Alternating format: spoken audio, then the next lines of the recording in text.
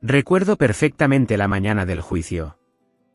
Estábamos en el vestidor de nuestra casa en Madrid. Ricardo se ajustaba el nudo de su corbata de seda frente al espejo de cuerpo entero. Se veía inmenso. Poderoso. El dueño del mundo. Me miró a través del reflejo y me sonrió con esa condescendencia que había perfeccionado durante 15 años.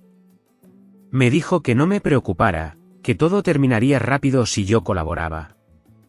Él creía que mi silencio era miedo. Creía que mi palidez era derrota.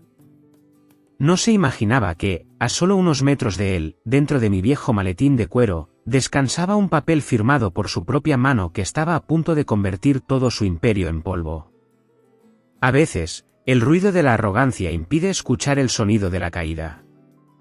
Antes de continuar, si lo desea, suscríbase al canal y dígame suavemente en los comentarios desde donde está escuchando esta historia, me alegrará mucho saberlo.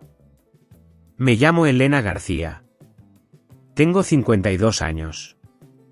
Y esta historia no es sobre una victoria. Es sobre el silencio que viene después. Recuerdo el frío de aquel día en el juzgado de primera instancia, en Madrid. No era el frío del invierno, que se te mete en los huesos. Era un frío distinto.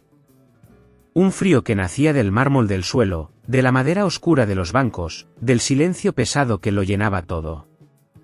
Yo estaba sentada en uno de esos bancos. Recta. Con las manos sobre el regazo.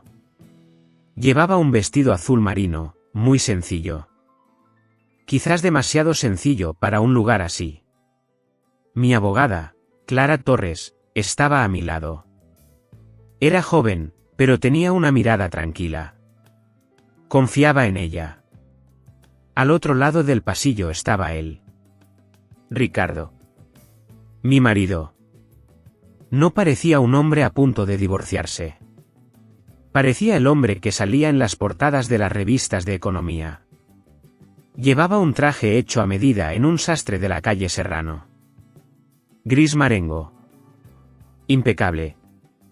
A su lado, su abogado, Julián Romero, y otros 2 hombres de su bufete. Parecían un muro. Un muro caro y sonriente. Yo no miraba a Ricardo. Miraba un punto fijo en la pared, justo por encima de la cabeza del juez.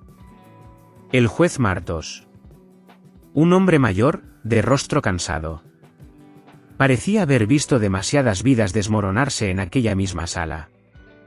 La voz de Julián Romero todavía resonaba en mi cabeza. Había hablado durante casi 1 hora. Con elocuencia. Con una seguridad aplastante. Dijo que yo había sido una buena esposa. Una excelente anfitriona. Una compañera leal. Usó palabras bonitas para describir una jaula de oro. Luego, con la misma calma, afirmó que mi contribución a la empresa, a Grupo Vargas, había sido nula. ¿Cero? Que yo era una académica brillante en su juventud, sí, pero que el genio de los negocios, el visionario, había sido Ricardo. Solo Ricardo. Y por mis 15 años de apoyo, como él lo llamó, me ofrecían un pago único. 5 millones de euros. Sentí la mirada de Clara sobre mí. No me moví. El juez Martos se aclaró la garganta. Revisó sus notas por última vez. En ese silencio, pude oír el tic-tac de un reloj en alguna parte. Tic. Tac. El sonido del final.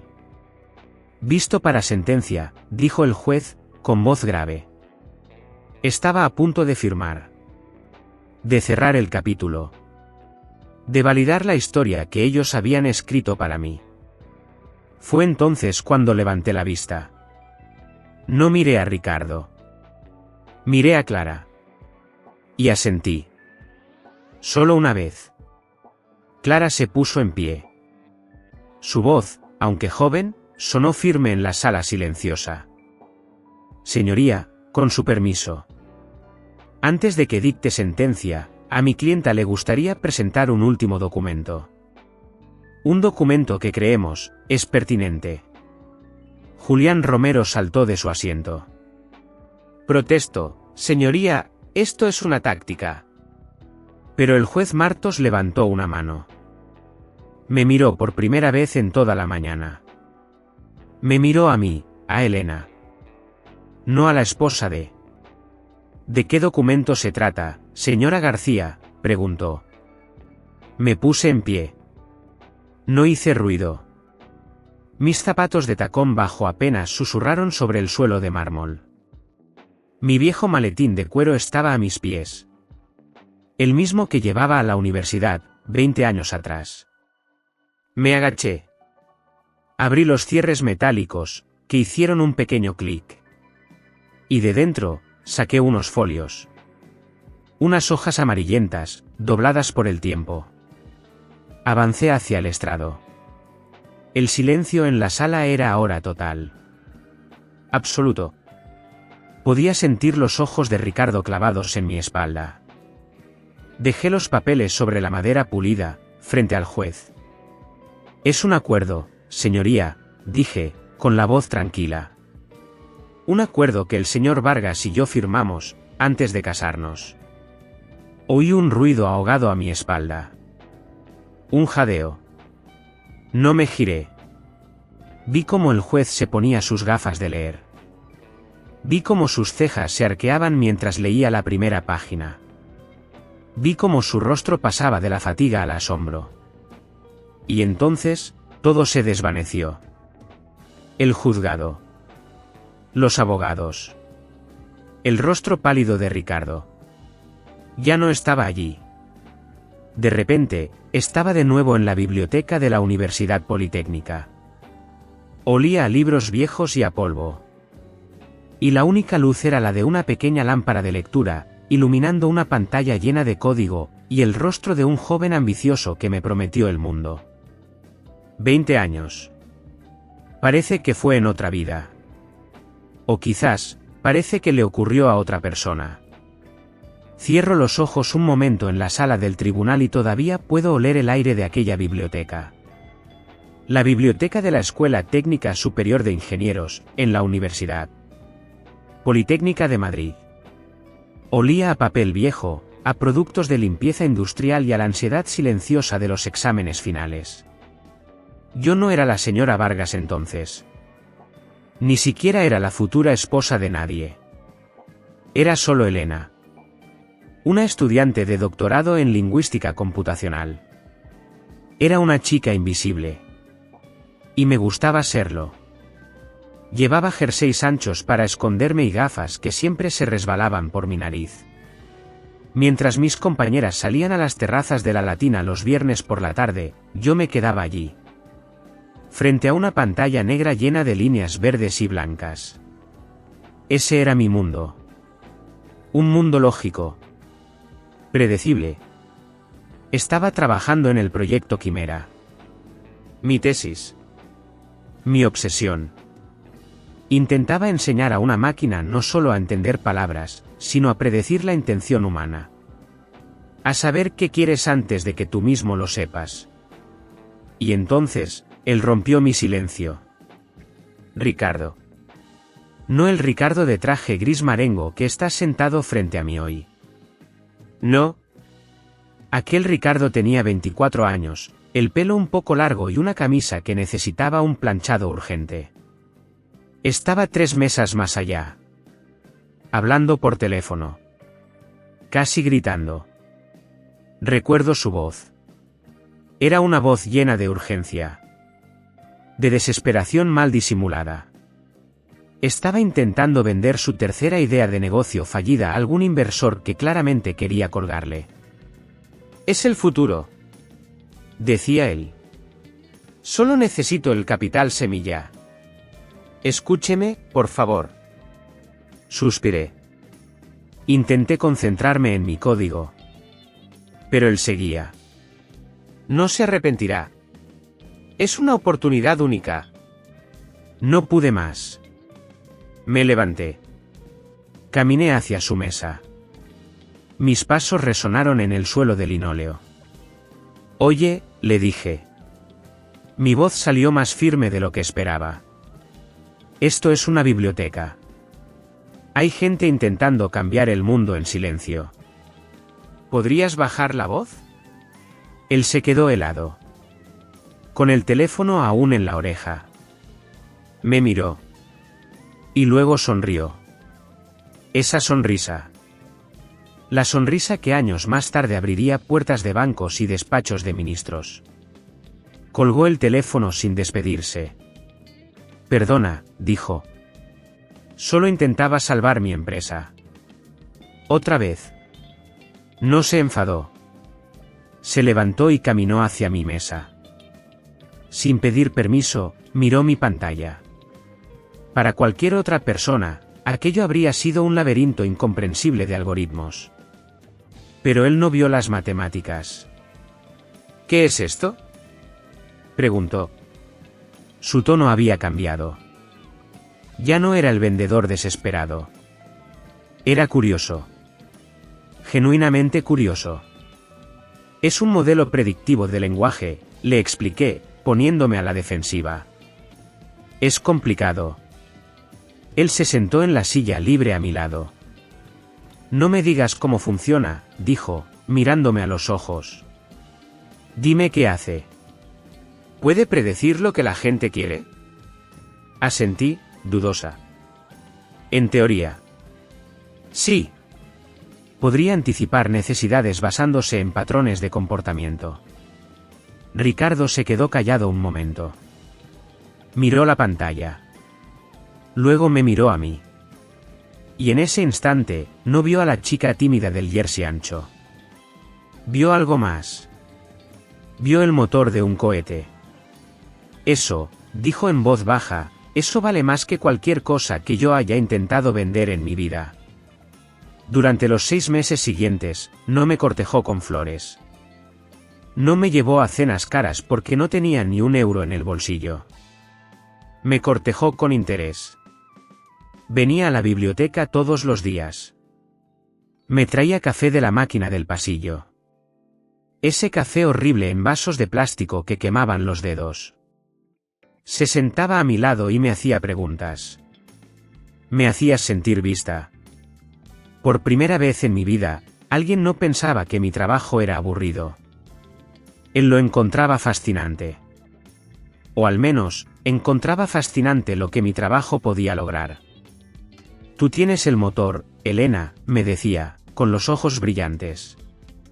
Pero necesitas a alguien que construya el coche. Alguien que lo conduzca.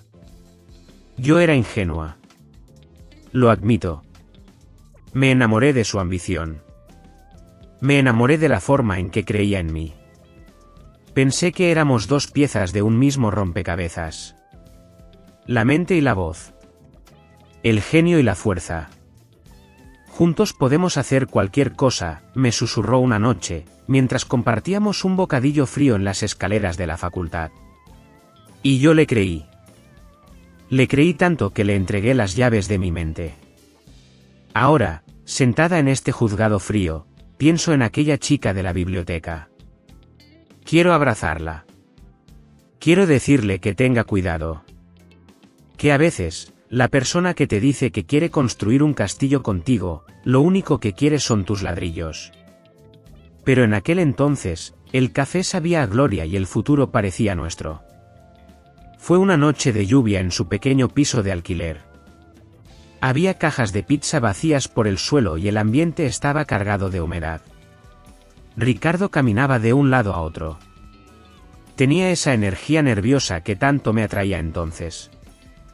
Se detuvo frente a mí, me cogió las manos y me dijo que teníamos que proteger el proyecto. Tenemos que blindarlo, Elena, me dijo.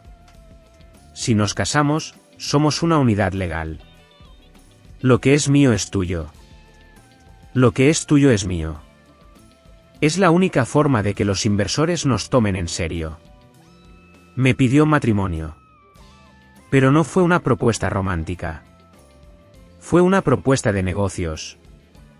Y yo, que estaba enamorada, dije que sí. Pero yo no estaba sola en esto. Tenía a mi tío Manolo. Mi tío no era un gran abogado de ciudad. Era un gestor de barrio, de los de toda la vida. Un hombre que había visto demasiados problemas familiares por no dejar las cosas claras. Cuando le conté nuestros planes, se ajustó las gafas y me miró por encima del marco. Elena, me dijo con su voz rasposa. El amor es muy bonito. Pero los negocios son los negocios. Ese código es tuyo. Esa idea salió de tu cabeza. Si vais a montar una empresa, tienes que asegurarte de que eso siga siendo tuyo. Pase lo que pase. Yo dudé. Me parecía frío. Me parecía desconfiado. Pero mi tío insistió. No es desconfianza, hija. Es un cinturón de seguridad. Uno se lo pone esperando no tener nunca un accidente. Así que preparé los papeles. No lo titulé acuerdo prematrimonial. Eso habría hecho que Ricardo se pusiera a la defensiva. Lo puse dentro de una carpeta azul gruesa, bajo el título de Estatutos de Constitución de Grupo Vargas y Registro de Propiedad Intelectual. Era un documento denso. Aburrido. Lleno de jerga legal. En la página 5, redactada con la ayuda de mi tío, estaba la cláusula clave. Decía, en términos muy claros, que el proyecto Quimera era un bien privativo mío. Que yo lo aportaba a la sociedad, sí. Pero solo bajo una licencia de uso. Y que esa licencia quedaba revocada automáticamente si el vínculo matrimonial se disolvía. Recuerdo perfectamente el día que se lo llevé. Ricardo acababa de colgar el teléfono. Había conseguido su primera reunión seria con un fondo de capital riesgo. Estaba eufórico. Saltaba por la habitación, gritando que íbamos a ser ricos, que íbamos a comernos el mundo. Tengo los papeles de la constitución de la empresa, le dije, poniendo la carpeta sobre la mesa llena de cables. Él ni siquiera se sentó. Estaba demasiado agitado. Genial, genial, dijo, cogiendo el bolígrafo. Tú te encargas de la letra pequeña, Elena. Tú eres el cerebro. Yo soy la cara. ¿Dónde firmo? Sentí un nudo en el estómago. Quise decirle que lo leyera. Quise decirle que se detuviera un segundo. Pero él ya estaba firmando. Ricardo Vargas. Ricardo Vargas. Ricardo Vargas. Firmó al pie de cada página. Firmó su sentencia sin leer ni una sola palabra. Estaba tan cegado por la luz del futuro que no vio el suelo que pisaba. Listo, dijo, cerrando la carpeta y dándome un beso rápido en la frente. Ahora vamos a celebrar. Al día siguiente, temprano, fui sola al notario. El notario validó las firmas. Puso su sello oficial. Hizo una copia para el registro y me devolvió el original. No sentí triunfo. Sentí una extraña tristeza. Guardé ese documento en una caja de seguridad del banco. Y allí se quedó. Durante 15 años. Era mi secreto. Mi seguro de vida. Mi cinturón de seguridad en un coche que iba cada vez más rápido. A veces, pienso en ese momento. En cómo un garabato de tinta azul puede cambiar el destino de dos personas. A veces, tenemos una intuición, ¿verdad? Una pequeña voz que nos dice que debemos protegernos, aunque todo parezca ir bien. ¿Alguna vez os ha pasado? ¿Habéis tenido ese presentimiento, esa necesidad de guardar algo para vosotros mismos, por si acaso? Si es así, me gustaría leer vuestros comentarios. Me gustaría saber que no fui la única que sintió ese miedo previsor. Dicen que el dinero lo cambia todo. Pero eso no es verdad. El dinero no cambia a las personas. El dinero solo amplifica lo que ya son. Fueron 10 años. La década de oro de Grupo Vargas. Nuestras cuentas bancarias se llenaron de ceros. Nos mudamos de aquel piso húmedo de alquiler a una mansión en La Moraleja. Teníamos servicio doméstico. Teníamos chofer. Teníamos todo lo que se supone que da la felicidad. Pero nuestra casa, tan grande, tan llena de mármol y de arte moderno, estaba vacía. Ricardo se enamoró de su propio reflejo. Se convirtió en el hombre que las revistas adoraban. El visionario. El genio hecho a sí mismo. Le encantaban las fiestas, las inauguraciones, las fotos. Le encantaba ser el centro de atención. Yo me quedé donde siempre había estado. En la sombra. En el laboratorio. Al principio, no me importaba. Yo amaba mi trabajo. Pero poco a poco, empecé a notar el cambio. Ya no era su socia. Ya no era la mente detrás del código. Me estaba convirtiendo en algo más. En un accesorio. En una especie de reliquia de su pasado humilde que no sabía dónde colocar. Recuerdo una noche en Zalacaín. Es un restaurante en Madrid donde los cubiertos pesan más que la comida y donde se cierran los tratos importantes. Estábamos cenando con un grupo de inversores alemanes. Uno de ellos, un hombre mayor y muy serio, se giró hacia mí. Me hizo una pregunta técnica sobre el algoritmo predictivo. Quería saber cómo manejábamos la latencia de los datos. Yo me animé. Era mi terreno. Dejé el tenedor y empecé a explicarle la nueva arquitectura que había diseñado. Pero no pude terminar la segunda frase. Ricardo puso su mano sobre la mía. Fue un gesto suave, pero firme. Me apretó los dedos. Y con esa sonrisa encantadora que ensayaba frente al espejo, me interrumpió. Perdona, cariño. Dijo. Mi Elena es un genio, de verdad. Pero habla en el idioma de las máquinas. A veces se olvida de que los humanos no procesamos tan rápido. Déjame que yo te lo traduzca. Y se puso a hablar él. Explicó algo que no era del todo correcto. Simplificó mi trabajo hasta dejarlo en nada. Los inversores se rieron. Brindaron. Yo me quedé callada. Retiré mi mano de debajo de la suya. Y sentí un frío que me recorrió la espalda. Me había tratado como a una niña. O peor. Como a una mascota inteligente que hace un truco gracioso.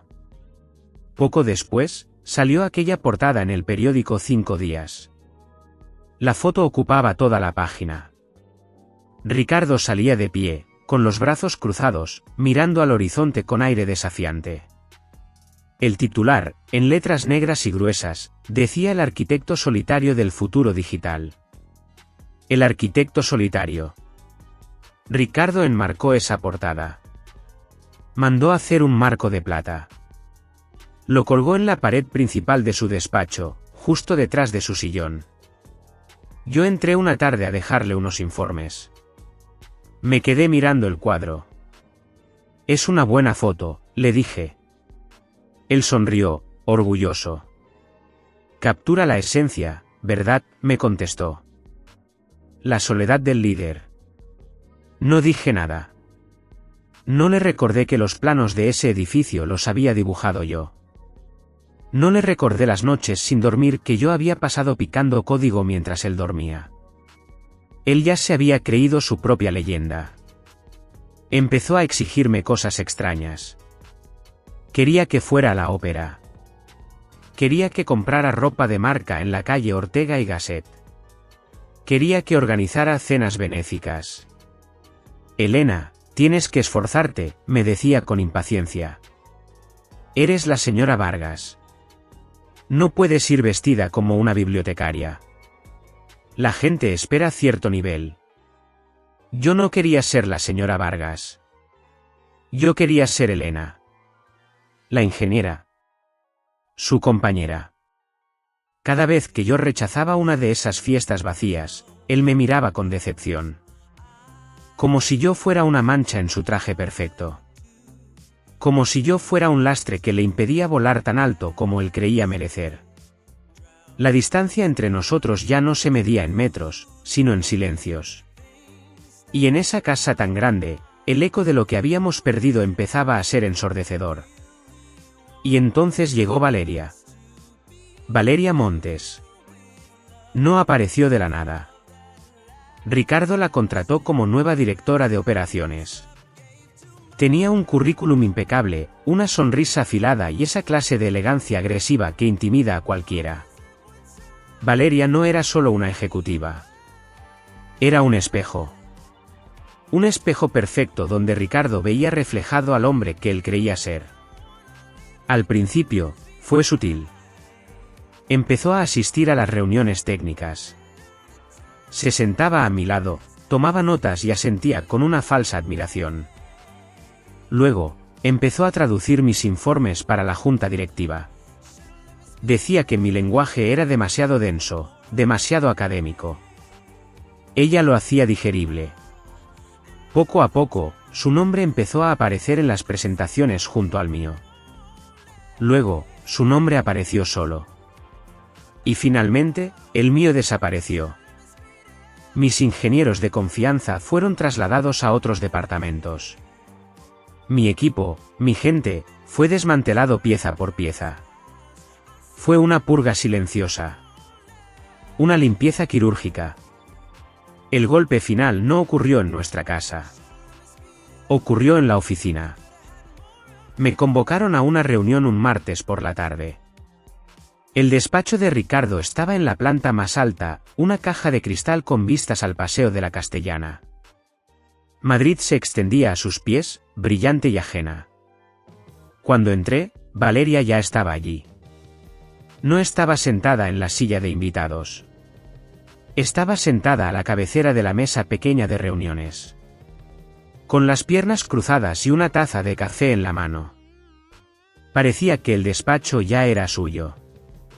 Ricardo estaba de pie, mirando por la ventana. Me daba la espalda. Siéntate, Elena, dijo él, sin girarse. Me senté. El aire acondicionado estaba demasiado fuerte. Hacía frío. Hemos estado revisando la estructura corporativa, empezó Ricardo. Su voz sonaba ensayada. Como si estuviera leyendo un guión. La empresa está cambiando, Elena. Estamos creciendo hacia mercados globales. Ya no somos una startup. Se giró. Pero no me miró a los ojos. Miraba a mi hombro izquierdo. Estamos agradecidos por tu trabajo fundacional, continuó. De verdad. Sin tu código inicial, no estaríamos aquí. Pero, tu perfil es técnico. Es académico. Y ahora necesitamos tiburones. Valeria dejó su taza sobre la mesa. El sonido de la porcelana contra el cristal fue el único ruido en la sala. Lo que Ricardo quiere decir, intervino ella, con una suavidad que cortaba como un cuchillo, es que tu papel actual como directora de innovación se ha vuelto redundante. Eres un cuello de botella, Elena. Tu insistencia en la perfección técnica está frenando nuestra expansión comercial. Redundante. Cuello de botella. Las palabras flotaron en el aire. Vamos a crear un puesto para ti, siguió Valeria. Consejera honorífica de investigación. Podrás seguir viniendo al laboratorio. Podrás escribir tus artículos. Mantendrás un sueldo, por supuesto. Pero ya no tendrás voto en el consejo. Y ya no tendrás acceso al código fuente principal. Era un exilio. Me estaban echando de mi propia casa. Me estaban robando la obra de mi vida y me ofrecían una propina para que me quedara callada en un rincón. Miré a Ricardo. Busqué al hombre que me traía café en vasos de plástico. Busqué al chico que me dijo que juntos cambiaríamos el mundo. No estaba. Solo había un extraño con un traje caro que no tenía el valor de mirarme a la cara mientras me traicionaba. Sentí un dolor agudo en el pecho. Como si algo se hubiera roto físicamente dentro de mí. Pero duró solo un segundo. Luego, el dolor desapareció. Y en su lugar, apareció una claridad absoluta. Fría. Lógica. Mi mente de científica tomó el control. Analizó los datos. El sistema llamado matrimonio había fallado. El sistema llamado confianza estaba corrompido. No había reparación posible. Me levanté despacio. Alisé mi falda. Entendido, dije. Solo eso. Una palabra. Ricardo parpadeó, sorprendido. Esperaba gritos. Esperaba lágrimas. Esperaba que le suplicara. ¿Eso es todo?, preguntó, confundido. Eso es todo, respondí. Me di la vuelta y salí del despacho. Caminé por el pasillo de cristal. Pasé por delante de los cubículos de cristal donde trabajaban empleados que yo misma había contratado. Algunos bajaron la mirada avergonzados. Sabían lo que estaba pasando. No fui al ascensor que llevaba al garaje. Salí a la calle. Caminé hasta la parada de taxis. Al barrio de Salamanca, le dije al conductor. A la calle Velázquez. No fui a casa a llorar. Fui directa al despacho de Clara Torres. Ella me estaba esperando. Sabía que este día llegaría. Me senté frente a ella. Puse mi viejo maletín de cuero sobre su mesa. Mis manos no temblaban. Abrí los cierres. Saqué la carpeta azul. La original. La que tenía el sello del notario de hacía 20 años. La tinta de la firma de Ricardo Vargas, había envejecido un poco, pero seguía siendo perfectamente legible. Lo han hecho, Clara, dije. Me han echado. Clara asintió. No sonrió.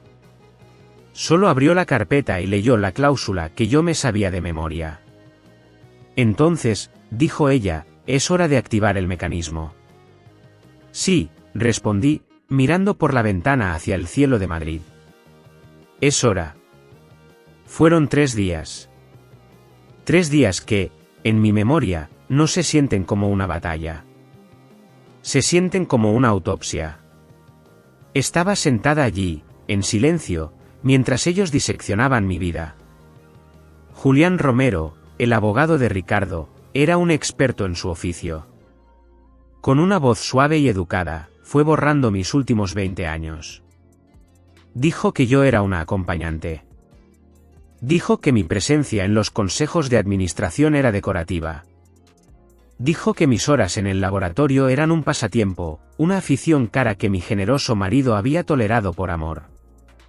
Escuchar a alguien reescribir tu historia es una experiencia extraña. No sentí rabia.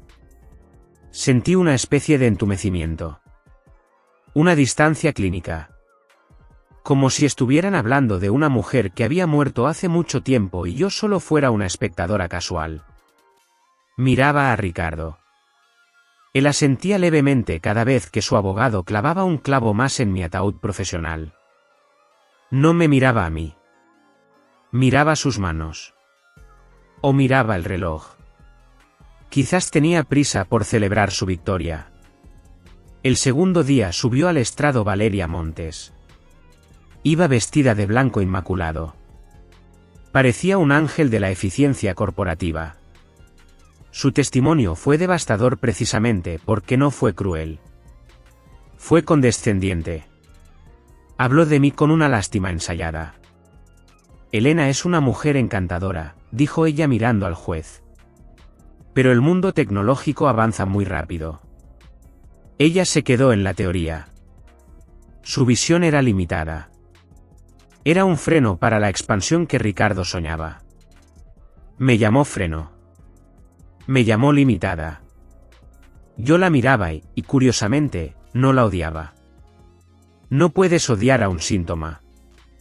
Valeria no era la causa de mi desgracia. Ella solo era la manifestación de la vanidad de Ricardo. Ella era lo que él necesitaba para creerse su propia mentira. Y luego estaba Clara. Mi abogada. Habíamos ensayado esto muchas veces en su pequeño despacho. Clara tenía que parecer inexperta. Tenía que parecer superada por la situación. Y lo hizo de maravilla. Se le cayeron los papeles 2 veces. Tartamudeó cuando interrogaba a Valeria. Parecía pequeña al lado de los tiburones de Ricardo. Vi cómo Julián Romero sonreía de medio lado. Vi cómo Ricardo se relajaba en su silla, cruzando las piernas con arrogancia. Se confiaron. Bajaron la guardia. Creyeron que estaban peleando contra una mujer rota y una abogada novata. Ese fue su error. El tercer día, el ambiente en la sala era pesado. El juez Martos parecía agotado. Me miró por encima de sus gafas. En sus ojos no vi justicia, vi compasión. Esa compasión que se le tiene al perdedor. Estaba listo para firmar. Estaba listo para darme mis 5 millones de euros y mandarme a casa a lamer mis heridas. Sentí una calma absoluta. No tenía miedo. Mis manos, apoyadas sobre la mesa fría, no temblaban. Porque yo sabía algo que ellos habían olvidado. Yo sabía lo que había dentro de mi viejo maletín de cuero. Cuando el juez levantó el mazo para cerrar la sesión, el sonido de la madera golpeando la base no me asustó. Ese sonido seco. Para Ricardo, ese sonido era el anuncio de su libertad. Para mí, era el sonido de una puerta cerrándose. No se cerraba sobre mí. Se cerraba sobre él. Sobre su mentira. Sobre la fantasía que había construido. En ese momento, justo antes de levantarme y pedir la palabra, sentí una profunda tristeza. No por lo que iba a ganar, sino por lo que él estaba a punto de perder. Él creía que iba a perder dinero. Pero yo sabía que iba a perder mucho más que eso. Iba a perderse a sí mismo. No hubo aplausos. Hubo ruido. Mucho ruido. Cuando las puertas del juzgado se abrieron, el mundo se me echó encima. Los flashes de las cámaras estallaron en mi cara como relámpagos en una tormenta seca. Me cegaban. Escuchaba mi nombre gritado por bocas desconocidas. Señora García, ¿lo planeó todo desde el principio? Elena, ¿qué se siente al destruir a su marido? ¿Es cierto que ahora es la mujer más rica de España? Preguntas. Gritos. Micrófonos que intentaban golpearme como lanzas. Clara, mi abogada, se transformó. Dejó de ser la joven tranquila y se convirtió en mi escudo. Me rodeó los hombros con su brazo, con fuerza, y me empujó hacia adelante. No mires, Elena. Me susurró al oído. Sigue andando. No mires. Nos metimos en un taxi que esperaba en la esquina. Cuando la puerta se cerró y el ruido de la calle quedó amortiguado, sentí que me faltaba el aire. Mis manos temblaban. No de alegría, sino de miedo. Al día siguiente, la tormenta no amainó. Creció. Mi cara estaba en todas partes. En la portada de El País. En las páginas salmón de los periódicos económicos. Pero la mujer que describían no era yo. Era una estratega fría. Una calculadora. Una viuda negra que había esperado 15 años para devorar a su presa. Clara vino a mi pequeño apartamento alquilado. Traía una pila de periódicos. Puso uno sobre la mesa de la cocina. Mira esto, dijo ella, intentando animarme. Dicen que eres una genio. Miré el titular. Las letras eran grandes y negras. La venganza silenciosa de la esposa olvidada. Sentí náuseas. Un sabor metálico me llenó la boca. Venganza. Qué palabra tan fea. Qué palabra tan pequeña. Me dejé caer en el sofá y miré por la ventana. Los tejados de Madrid brillaban bajo el sol de la tarde, indiferentes a mi angustia. La gente no lo entendía. Ellos veían una guerra de dinero. Veían un partido de ajedrez donde yo había dado jaque mate. Pero para mí, no fue una venganza. La venganza implica que todavía te importa el otro. Que quieres hacerle daño para equilibrar tu propio dolor. A mí ya no me importaba Ricardo. No quería hacerle daño. Solo quería dejar de ser invisible. Aquello no fue un acto de odio. Fue un acto de supervivencia. Fue la única manera que encontré de volver a respirar después de años conteniendo el aliento. Mi teléfono no paraba de vibrar sobre la mesa. Eran números que no tenía guardados. Eran antiguos amigos que no me llamaban desde hacía años, cuando Ricardo empezó a dejarme de lado. Ahora, de repente, todos querían felicitarme. Todos querían invitarme a comer. Todos querían estar cerca de la ganadora. Me sentí sucia. Me sentí invadida. Mi dolor privado, mi matrimonio roto, mis años de soledad en el laboratorio, todo se había convertido en el entretenimiento público de la hora del café. Apagué el teléfono. Lo metí en un cajón. Y me quedé allí, sentada en el silencio de mi salón, sintiéndome más sola que nunca. Se supone que había ganado. Se supone que había recuperado mi vida. Pero en ese momento, solo sentía un vacío inmenso y el eco de un ruido que no me dejaba pensar. En medio de todo ese ruido, me sentí extrañamente sola. A veces, contar esto es como hablarle al vacío, como si nadie pudiera entender realmente lo que se siente al ganar perdiéndolo todo. Si has llegado hasta aquí, si todavía me estás acompañando en este recuerdo y entiendes que el silencio a veces grita más que las palabras, te agradecería mucho que dejaras un número 1 en los comentarios. Solo para saber que no estoy hablando sola. Tu presencia es el mayor ánimo para contar el final de esta historia. Dicen que la venganza es un plato que se sirve frío. Pero nadie te dice lo que se siente después de comerlo. Nadie te habla de la indigestión. Del vacío en el estómago. De la soledad que queda cuando el plato está vacío. Volví al edificio una semana después del juicio. No entré como una conquistadora. No hubo música triunfal. Entré por la puerta giratoria de cristal, la misma por la que había pasado tantas veces como la esposa invisible de Ricardo. Pero esta vez, el aire era distinto. El recepcionista, un hombre mayor que me conocía desde hacía años, se puso de pie tan rápido que casi tiró su silla. Me saludó con un buenos días nervioso. Vi el miedo en sus ojos. Miedo a perder su empleo. Miedo a la nueva jefa. Miedo al cambio. Subí en el ascensor hasta la última planta. A la pecera de cristal. Al despacho de Ricardo. La puerta estaba abierta. Entré despacio. El lugar todavía olía a él. Era una mezcla sutil de su colonia cara, a cuero viejo y a ese olor metálico del aire acondicionado perpetuo. Me acerqué a su escritorio. Era una mesa inmensa, de madera oscura, diseñada para intimidar. Detrás, su silla. Esa silla de respaldo alto desde donde él gobernaba su pequeño imperio. Me senté. La piel del asiento estaba fría. Crujió bajo mi peso. Me sentí pequeña allí sentada. Me sentí como una impostora que se había colado en el trono de un rey ausente. Miré a través de los ventanales. Madrid se extendía a mis pies, con sus coches minúsculos y sus vidas apresuradas. ¿Era esto ganar? ¿Estar sentada sola en una habitación fría, rodeada de fantasmas? Pasé los primeros días firmando papeles. Cambiamos el nombre de la empresa. Quitamos el apellido Vargas de la fachada. Ahora se llamaba Quimera Soluciones Aplicadas.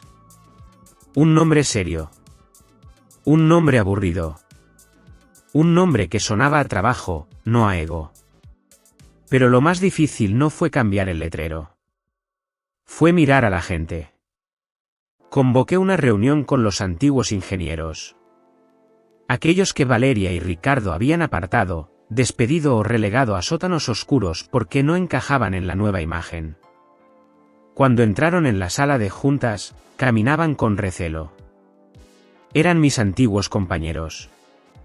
Gente con la que había compartido pizzas frías y noches sin dormir. Ahora me miraban con distancia. No sabían qué esperar. Me puse de pie. No me senté en la cabecera. Me apoyé en el borde de la mesa, cerca de ellos. Os necesito, les dije. Simplemente eso. Les dije que no íbamos a vender humo. Que íbamos a volver al código. Que íbamos a resolver problemas reales. Vi cómo sus hombros se relajaban. Vi cómo, poco a poco, la chispa volvía a sus ojos. No les prometí millones. Les prometí respeto. Les prometí que su trabajo importaría. Pero cuando la reunión terminó y todos se fueron, el silencio volvió a caer sobre mí como una manta de plomo. Me quedé trabajando hasta tarde. Era mi refugio. El código no te traiciona. El código no te miente. El código es lógico. Cerca de la medianoche, me levanté para estirar las piernas. Me acerqué a la estantería de libros que Ricardo tenía en la pared. Eran libros decorativos. Biografías de grandes líderes, manuales de estrategia militar, libros de arte que nunca abrió. Busqué un manual técnico que recordaba haber dejado allí años atrás. Moví un tomo pesado sobre la historia de Roma. Y entonces, algo cayó al suelo. Era una fotografía. Me agaché para recogerla. Era pequeña, de esas que sacábamos con cámaras desechables hace 20 años. Éramos nosotros. Estábamos en el pequeño apartamento de alquiler. Ricardo estaba sentado en el suelo, rodeado de cables. Llevaba una camiseta vieja con una mancha de tomate. Tenía el pelo revuelto. Me estaba mirando a mí, que sostenía la cámara. Su sonrisa era tan real. No era la sonrisa de tiburón que ponía para las revistas. Era una sonrisa abierta, llena de miedo y de esperanza a la vez. Era la sonrisa del chico que creía que podíamos cambiar el mundo juntos. Me senté en el suelo, allí mismo, en medio del despacho de lujo, con la foto en la mano. Y lloré. No lloré por el hombre que me había traicionado en el juzgado. No lloré por el ejecutivo arrogante que me llamaba cuello de botella. A ese hombre no lo echaba de menos. Lloré por el chico de la foto. Lloré por los 15 años que habíamos perdido construyendo un castillo sobre la arena. Lloré porque, a pesar de tener la empresa, a pesar de tener la razón y a pesar de tener el dinero, me di cuenta de que ese chico de la foto, mi amigo, mi compañero, había muerto hacía mucho tiempo. Y ninguna sentencia judicial podía devolvérmelo. Esa noche, en la soledad de mi victoria, entendí el verdadero precio de lo que habíamos hecho. Habíamos ganado el mundo, sí. Pero en el camino, nos habíamos perdido a nosotros mismos. Han pasado 3 años. El tiempo es un arquitecto paciente. Desmonta lo que no sirve y deja que la hierba crezca sobre las ruinas. La empresa ha cambiado. Ya no salimos en las portadas de las revistas. Ya no damos fiestas con champán francés para celebrar que hemos subido un punto en la bolsa. Ahora, en Quimera Soluciones Aplicadas, se trabaja en silencio. Es un silencio distinto al de antes. No es el silencio del miedo. Es el silencio de la concentración. Es el sonido de 100 mentes pensando, creando, resolviendo problemas que importan. Mi vida también se ha vuelto más tranquila. Vivo en un piso cerca del Retiro. Paseo a mi perro por las mañanas. Leo libros que no tienen nada que ver con la tecnología. He aprendido a cocinar, algo que nunca tuve tiempo de hacer. De Ricardo supe poco. Madrid es una ciudad muy grande, pero los círculos sociales son muy pequeños. Las noticias llegan, aunque uno no las busque. Me contaron que los 5 millones de euros del acuerdo no le duraron mucho. Entre los honorarios de Julián Romero, que intentó salvar su propia reputación pleiteando contra todo el mundo, y las deudas que Ricardo había contraído para mantener su estilo de vida, el dinero se evaporó como agua en el asfalto en agosto. Un antiguo compañero de la universidad, con el que me crucé un día en el supermercado, me dijo que Ricardo estaba intentando montar una pequeña consultora. Es curioso, me dijo bajando la voz.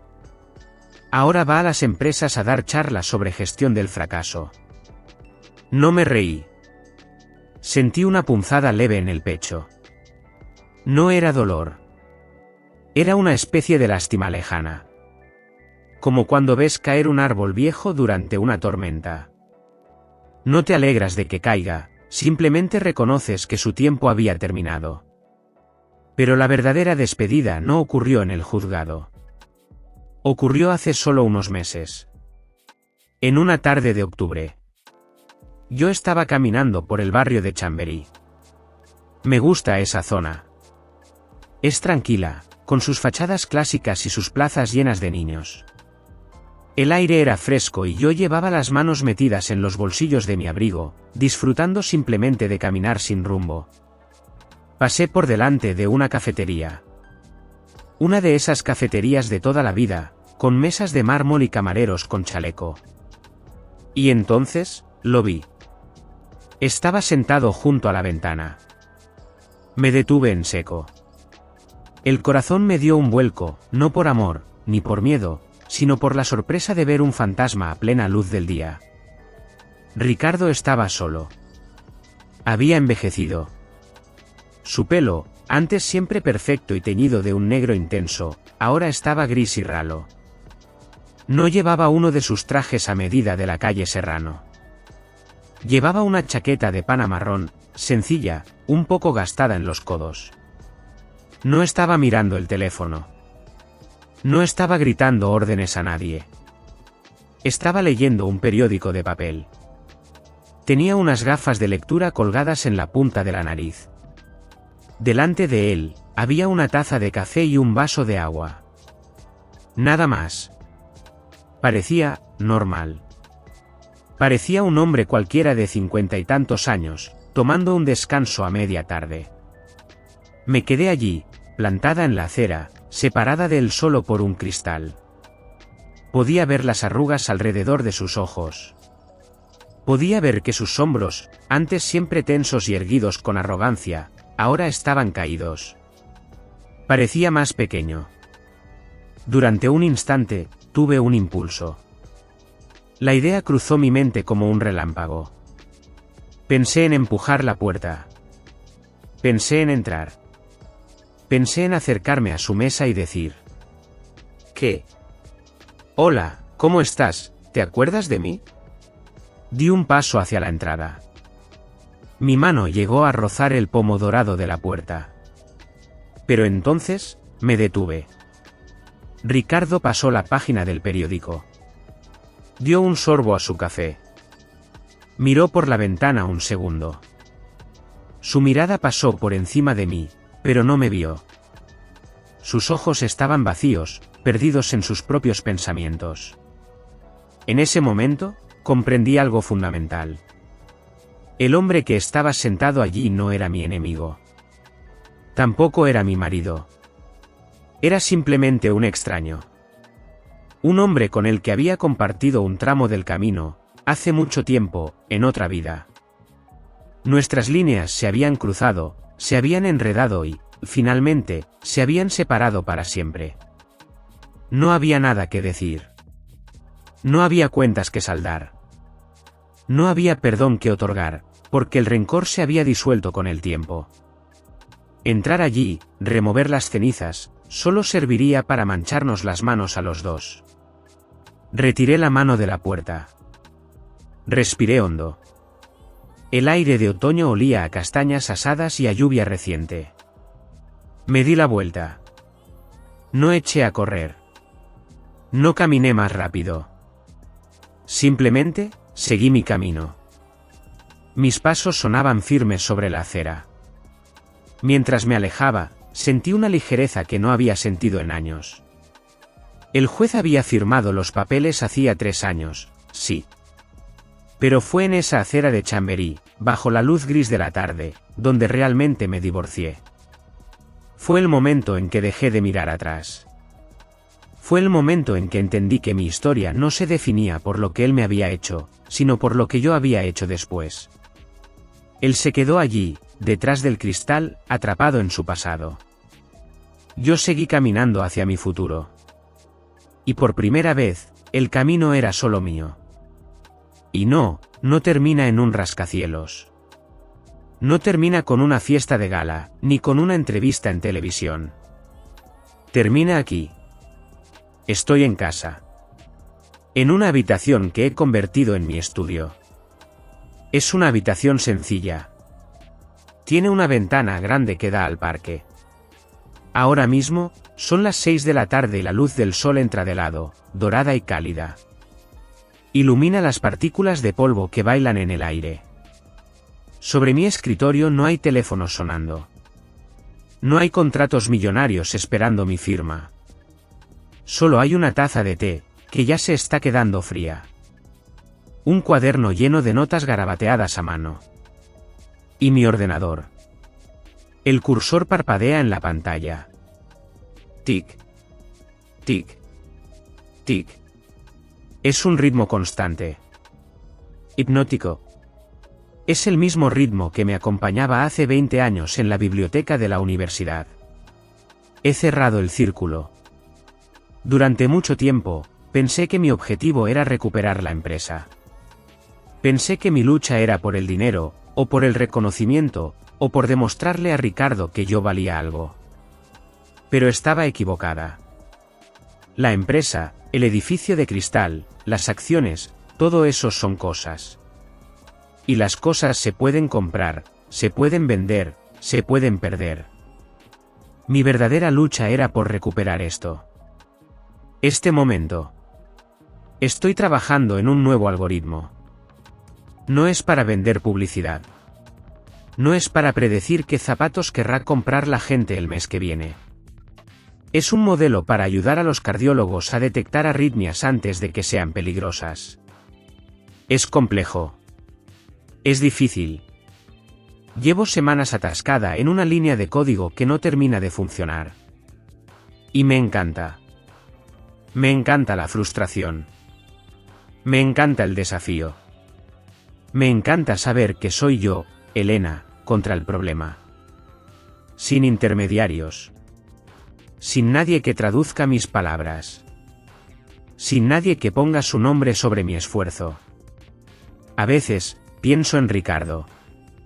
Lo hago sin rencor. De verdad. El rencor pesa demasiado y yo ya viajo ligera de equipaje. Pienso en cómo él se pasó la vida intentando ser alguien. Construyó un escenario. Se puso un disfraz de rey. Se rodeó de gente que aplaudía su función. Pero se olvidó de lo más importante. Se olvidó de que, cuando baja el telón y se apagan las luces, tienes que saber quién eres en la oscuridad. Ricardo creía que era dueño del mundo.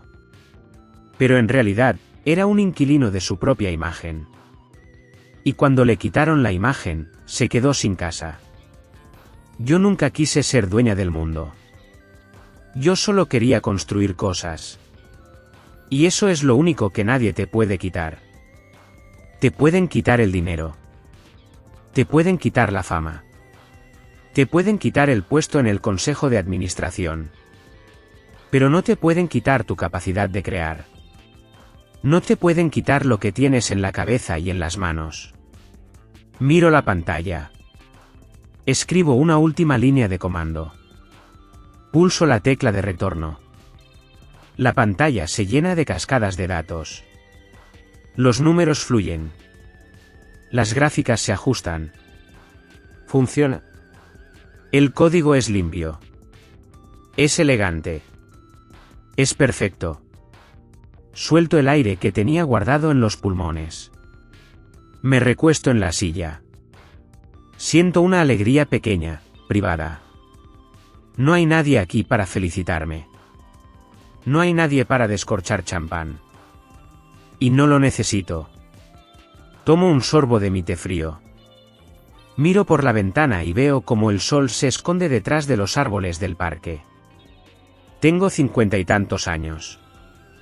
Tengo algunas arrugas que antes no estaban.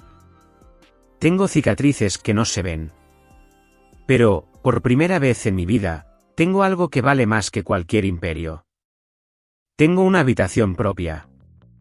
Y tengo la paz de saber que, pase lo que pase mañana, yo seguiré siendo yo.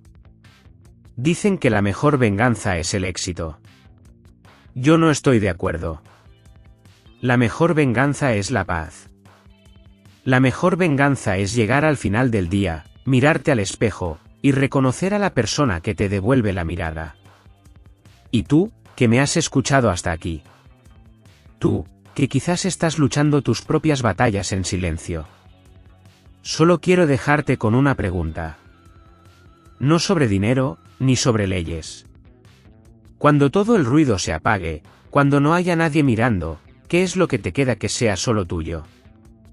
Gracias por escucharme. Aquí se detiene, por ahora, el viaje de Elena.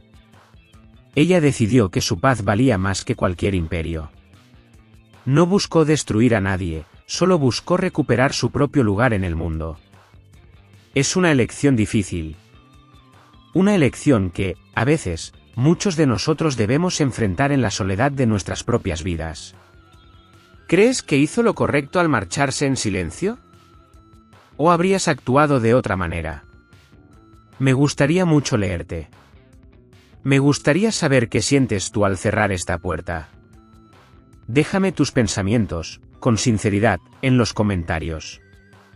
Vuestras palabras son el alma de este espacio.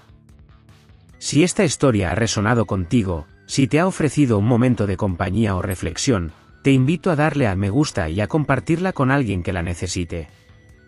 Y si aún no lo has hecho, suscríbete a nuestro canal, Silencio y Venganza. Es la mejor forma de que sigamos caminando juntos. Nos escucharemos muy pronto. En otra historia. En otro silencio. Hasta entonces, cuida de tu propia paz. Este vídeo es una historia de ficción inspirada en experiencias de la vida. No fue creado para juzgar a nadie, sino como una invitación tranquila a reflexionar sobre la forma de vivir y sobre nuestras relaciones con los demás. Los personajes, los nombres y los lugares no tienen relación con la realidad y han sido modificados para no causar daño a nadie. Ojalá que, a través de esta historia, pueda detenerse un momento y recordar su propia vida y a las personas que son importantes para usted.